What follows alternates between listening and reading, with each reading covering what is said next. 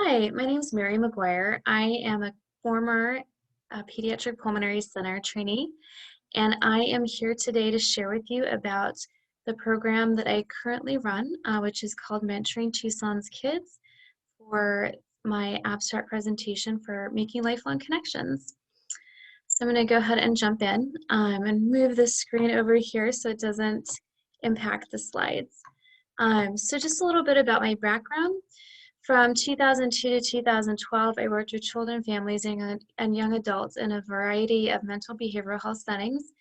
And then I was fortunate enough to get connected with the University of Arizona's Pediatric Pulmonary Center as the social work trainee.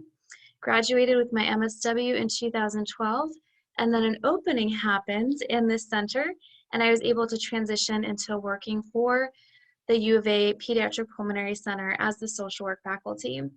Clinically, I worked with children and adults diagnosed with cystic fibrosis and severe asthma in the children's clinic. And then another opportunity came up in 2019 to take over as the executive director of Mentoring Tucson's Kids and one-on-one mentoring, where I currently serve. The two competencies for MCHB that I'm going to be focusing on through this abstract is developing others through teaching, coaching, and mentoring, and then working within communities and systems. So you get to see some of our awesome matches throughout this presentation because I really wanted to highlight the amazing mentors and youth that we work with. So I'm not going to read this to you, but this is our mission statement. We are a faith-based mentor program for at-risk youth in Pima County and Tucson, Arizona. We focus on youth ages 6 to 17. Our main focus are youth living in single-parent homes or involved in the foster care system.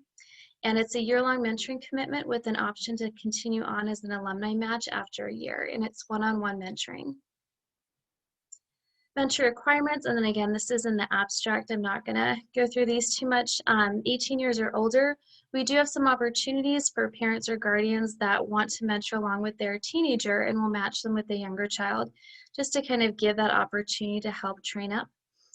It's an average of 3 hours a week. We do the standard background check, fingerprints, references, interview, and initial 4-hour mentor training with ongoing trainings moving ahead, and I'll explain a little bit more about that. Because we are a faith-based program, we do ask that our mentors identify as being Christian and demonstrating a life following Jesus. However, the youth and families that we work with, we don't require that they have any particular faith. We just are clear about the fact that we are a faith-based mentor program. Mentee requirements. So this is just a little bit about the requirements. It's usually one or more. Most of the youth and families we work with, over 75%, are in that low-income category.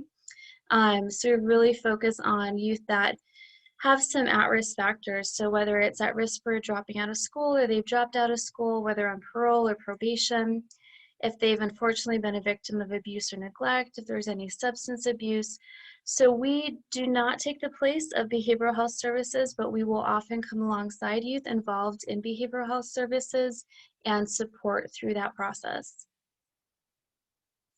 The match process, we match mentors and youth based upon personality and interests. We do an interview with the youth as well as the mentor. We ask that our mentors and mentees focus on the first 3 months of getting to know each other and just building that relationship. And it's typically for youth of ages 12 and up that we ask them to set goals when our mentor coordinator meets with them at 3 months. We have a variety of worksheets that we offer as an option for our mentors to kind of work through with their mentees, but it's not a requirement. Our mentor coordinator meets not only at the 3-month mark, but 6-month and then a year to check in. And then at that year mark, they have the option of continuing on as an alumni until our youth turn age 18. There's 3 main areas of focus that we focus on in our mentoring relationships. The first one is academic and intellectual growth. The second one is social and emotional growth, and the third is spiritual growth. So knowing that not every child is going to college, we really want to embrace where each child is at and their gifts, all the while helping them to graduate high school or get their GED, because we know that that really is a protective factor for staying out of poverty. That's one of the main ones that has been found. For intellectual growth, it can also be learning new life skills, doing different career development activities, tutoring. It really just depends. For social and emotional growth, this can be a variety of things. So learning coping skills to deal with stress, anxiety, learning healthy relationships, learning how to effectively communicate, learning healthy boundaries in relationships, coming alongside and providing that support to help you stay away from substances or decrease substance use. So again, there's a variety of things. And then lastly, spiritual growth. So knowing that not all of our youth identify as Christian when they come into our program, but helping them to really learn more about their identity and purpose. If they do identify as Christian, helping them grow in their relationship with God. And then just knowing that we're going to be praying for the kids as part of being a faith-based program and for any of the family needs as well. So one of the things that we also focus on in our program is really mentoring our mentors. Over the past 2 years since I took over, we've been focusing more on helping our mentors increase their knowledge in adverse childhood experiences, so the ACEs, knowing what they are, and then knowing the impacts of trauma on youth, and supporting our youth that have different trauma backgrounds and how to walk with them through that mentoring relationship. So the research on ACEs has really shown that what can help combat the trauma is having a caring, consistent person, adult in their life. And clearly the earlier that we can intervene, the better. But having that one consistent person can really help negate the negative impacts of trauma. So again, this is huge. Also knowing that faith as a protective factor against suicide. So being a faith-based program, again, looking at those different pieces and knowing that unfortunately in 2020, we received some updated statistics that for youth ages 12 to 17 in Pima County, there was a 67% increase in youth suicide rates. So really emphasizing the importance of all of this. And lastly, and these are not just the only areas, but some of them that we've been focusing on, is building trust in the mentoring relationships, especially with what we saw last year, is teaching our mentors how to effectively engage in respectful conversations around race and other sensitive topics. Impacts of mentoring on youth. So I'm not going to read all of these, but as you can see, there's so many benefits to mentoring youth. They are less likely to skip school, less likely to start using substances, more likely to graduate high school and enroll in college, more likely to give back to the community. There's a decrease in depressive symptoms, and really improving in an effective communication with parents and caregivers. So during COVID, we did a lot of pivoting, as I'm sure everybody did.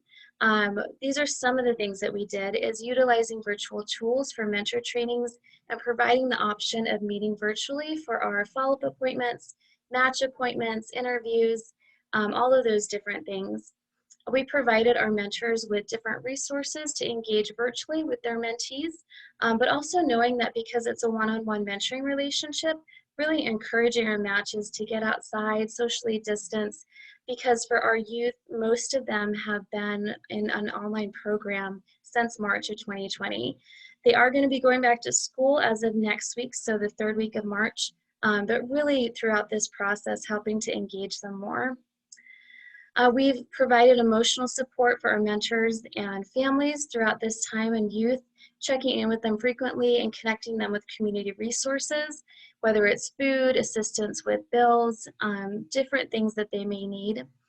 Also for mentor recruiting, pivoting to attending virtual networking events because we haven't been able to do outreach in person for different college fairs and at churches.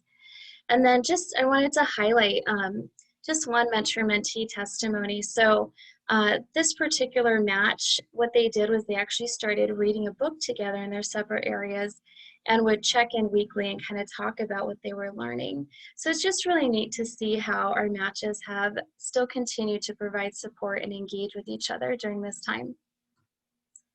Community partnerships, these are some of them. We've really connected with the Poverty Reduction Task Force here in town, knowing that there's such a high rate of poverty in Tucson. The last statistic was at 21.9% in 2008. And for single mothers in Tucson in 2017, it was at 39.8%. So knowing that that's our main population and how to support our youth and families through that process, we also continue to connect with different mentor organizations to share resources, provide support. If a youth isn't appropriate for our program, then we'll refer them to another one. And then connecting with the faith community, increasing our knowledge in the impacts of trauma and across the faith community as well. And then engaging in different prayer supports for other organizations in the community. Future directions. So we are looking at these different areas, creating a youth advisory committee, rebuilding those partnerships with schools for youth referrals once they go back in session in just another week, creating internships for youth within local businesses to increase their skills, offering trauma-informed love and logic parenting classes to our families for the youth that we work with, partnering with different churches, and creating internships for that funnel for bachelor's and master's level students. So thank you. I feel like this is a really rapid presentation. This is one of our matches. He's now 18 and they've been matched since he was 7, and they sent us a picture from their first match. So if any of you have a heart for making a difference in a child's life, I'd really encourage you to get connected in a local mentoring program for youth. Here are just a few resources. If you have any questions, I look forward to answering them soon. Thank you.